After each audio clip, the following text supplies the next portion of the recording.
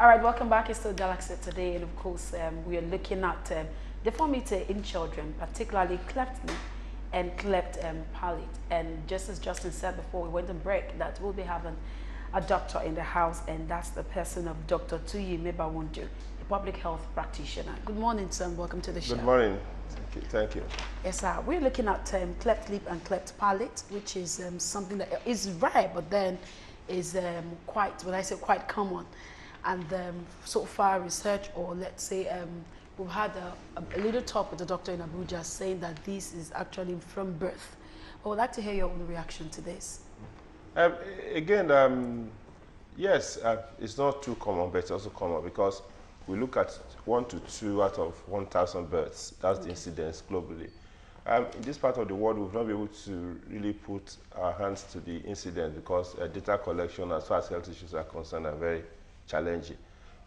Secondly, yes, I'm not a maxillofacial surgeon, in a way, but there are public health challenges, issues concerning cleft lip palate. One of the public health challenges, the fact that it could be genetic. Okay. So if you now need to do as a public health screening, massive screening of pregnant women, which we should be actually be doing for some genetic diseases, we should be able to look at that.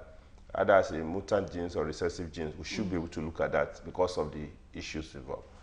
Secondly, there are environmental factors. There are factors within the mother that smokes, the use of drugs. Okay. Now we find that quite a lot of young girls that actually get unprepared pregnancy or wanted pregnancy. You hear that they use all sorts of medication to try to abort the pregnancy or stop the progress of the pregnancy.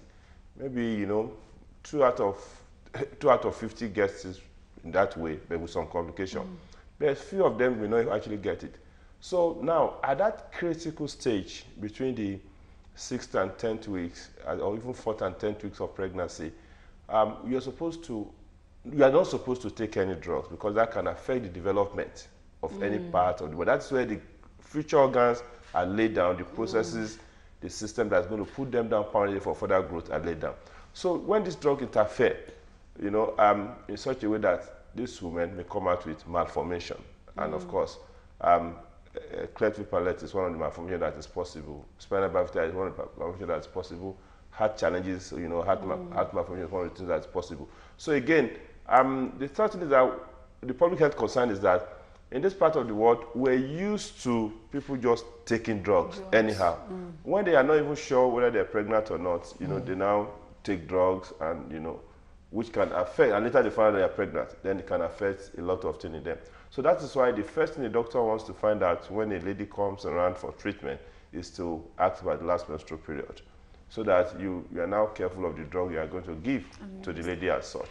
So then, fourthly, there are big public health issues in terms of the psychosocial, psychological, and emotional disturbance that not just the child, the mother, the family, because we are very superstitious, we live in a very superstitious and ignorant environment, that anything that's abnormal is traceable to the mother's sin, or the father's sin, or the community's sin. So we need to step over education in such a way that what we are seeing is not an attack of the demon, but actually a malformation which can, because of some error in the process of forming the face during pregnancy. So as much as we don't have enough psychiatrists to deal with that, as long as we don't have enough social worker and community health workers, so we need to be able to, bring a consensus around the community support or, or family support for such family or such a child that may have cleft lip palate. And then fifthly, there's managing them could be complex because you need an array of specialists from the maxillofacial surgeon, orthodontists, pedodontists, and so many people, including pediatrician, including plastic surgeon, audiologists, so wide a management scheme that you need to put together to manage them. So, and in this part of the world where, even to get sufficient social worker is a challenge. So it becomes important for us to be able to start, escalating and educating people on how to build a support group for such a child that may have such thing. And one of the things we can actually do, even as part of your own corporate social responsibility, is to look at it and build, an education around people with cleft palate and a support group around people with cleft palate. Maybe you also help to do the surgery, because the surgeries are in stages. I'm talking about your own establishment now, or any establishment that may be involved. We shouldn't wait until one of our people is suffering or a child is suffering before we now build that consensus. These are critical public health issues that has to do with cleft palates. Okay, I also want to ask, you did mention something like it starts during pregnancy, and something about it being detected. Is it possible while a woman is pregnant to detect this, since the child's formation, the future formation is between the 6th and the 10th week?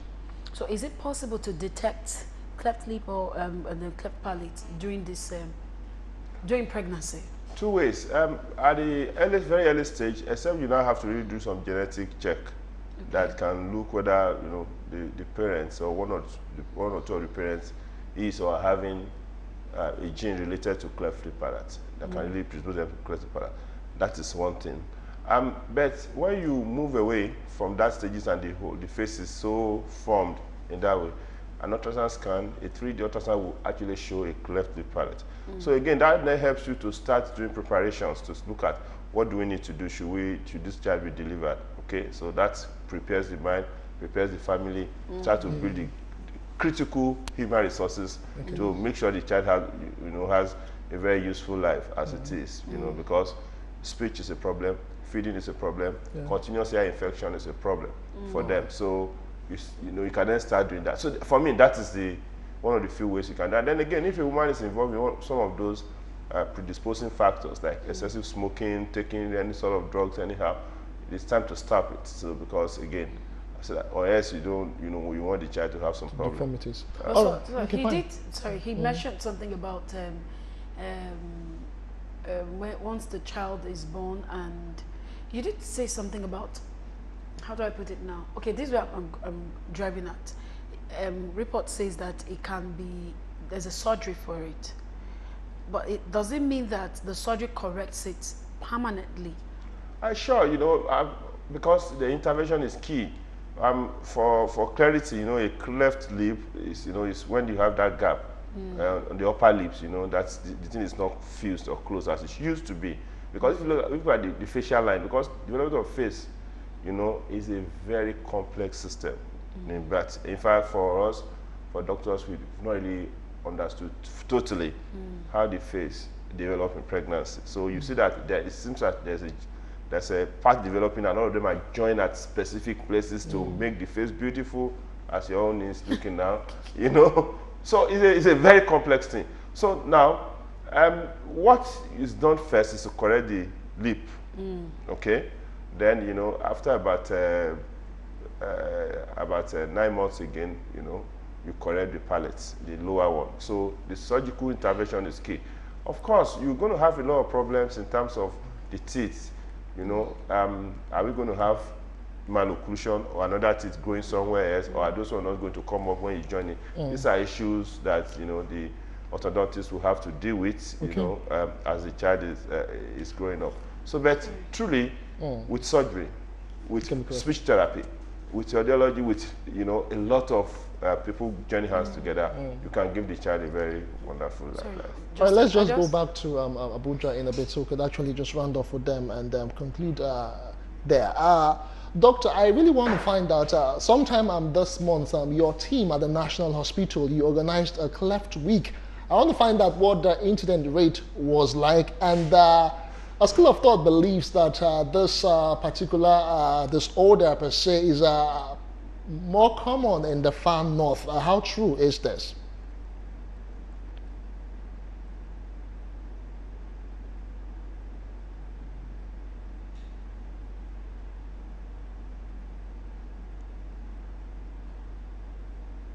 Had a Cleft Week, that was about 2 weeks ago in National Hospital, Abuja. We have a full team, just as the guest has said. The cleft management is staged. Firstly, it starts with the pediatrician seeing the patient, comes to the maxillofacial surgeon, the plastic surgeon, and we do our correction, and then later on, we have the orthodontist coming in, the ENT surgeon coming in. So, in National Hospital, we have a full team that can manage this patient right from birth till the patient gets to, late teens. That's because at different stages, different problems develop. So, we have to have a cleft week, kind of to create awareness to the public that this particular problem is solvable. That a child is born with cleft doesn't mean that that child is a demon or that that child is a bad luck, but that this child, some things happened in the womb that made the child to be born like this. And this child also has the opportunity, which is being provided by the National Hospital Abuja cleft team. It's a full team. The child has an opportunity to become what that child wants to be in future. So we were creating that awareness. That was what we spent that week for. Creating the awareness that this treatment can be done in National Hospital. And in collaboration with Smart Train International based in New York, we are offering these services free of charge to these patients. They are being treated free of charge in National Hospital, Abuja. And the second question is that we have a lot of it in the north. Just as again, the doctor said, we don't have good statistics, now in Nigeria, although those of us that are working on cleft in different parts of Nigeria are collaborating to make sure that we have a good base that can specifically say that, okay, in this part of the country, this is more common. In this other part of the country, this is common. So, but in the north, why one may say that we have a little bit more is again on awareness. Okay, it's on awareness because you might have quite a lot of rural areas up here that don't know that this can be treated. And that is actually why we are pushing and making the public to know that we can treat this child free of charge. Because I've had in some cases that some of these children, when they are born, because of the deformity, these children are killed, And what we are saying is that, please, you don't need to harm these children. These children are precious. They can become anything they want to be in future. If you have a child that has cleft lip or palate, all you have to do, just bring that child to National Hospital Abuja. It's not going to cost you anything. The management of National Hospital with Smart Train International, they are doing everything to make sure that this child is treated right from the time the child is born. Any problem that is related with the cleft, that's the surgery. We do the surgery, we do the lip first, then do the palate, and of course, subsequently, the child usually has ear infection. We have ENT surgeons that are in our team that will take care of that bit. We have orthodontists that are in our team that will manage the teeth when the teeth start growing, especially when the child is around 7, 8, 9, 10, 11, 12. During that period, especially those of them that have cleft palate, they have problems with their teeth. But we have orthodontists in our team that handles this. So we have a comprehensive care in National Hospital, Abuja, and I believe this is one of the good services that National Hospital is presenting to the nation. Statistics now. On the average, what would you say the number of people that present with that, aside from those that were born at the National Hospital, what are the statistics that you've gotten so far? Is it on the increase in Nigeria? What exactly is the case that we have in our hands?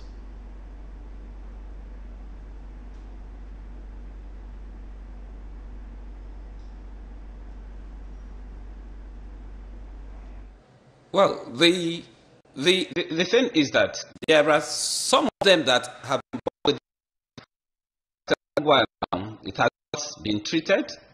So some of them come as adult clefts.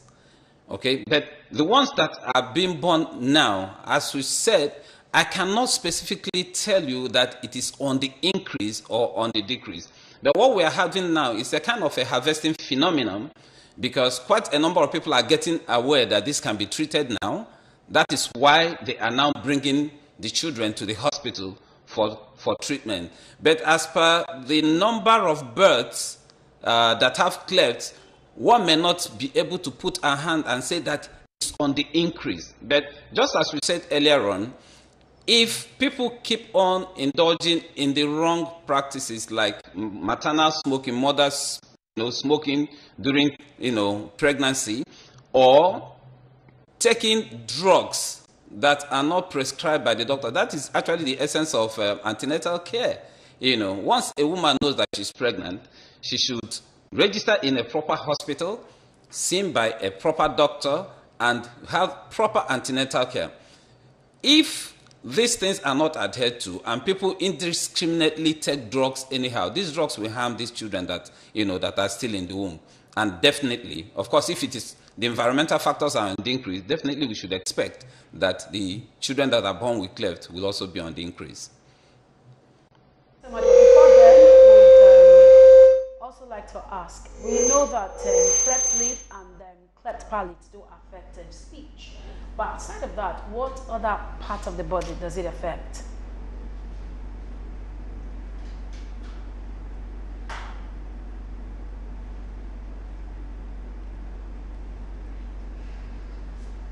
It's there are different parts of the body that are forming at this particular period that the lip and the palate are forming. And as we said earlier on, it's usually the first trimester, especially from the 6th to 12th week of intrauterine life.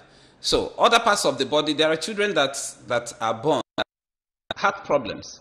They have cardiac deformities. So for us, every cleft patient that is coming is completely checked by the pediatricians we have on our team to make sure that the child doesn't have some of these other deformities. And some of them also come, some of them have digits, that some of them come with digits. That's their fingers may be 6, 7, okay? And some of them are born with less fingers and, less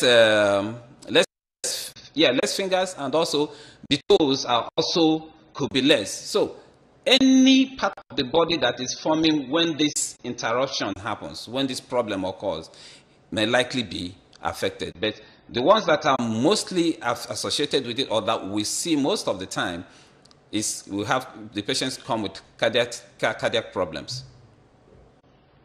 Many thanks to Dr. Charles Ononuwu from the National Hospital, Abuja. Many thanks for being a part of Galaxy today.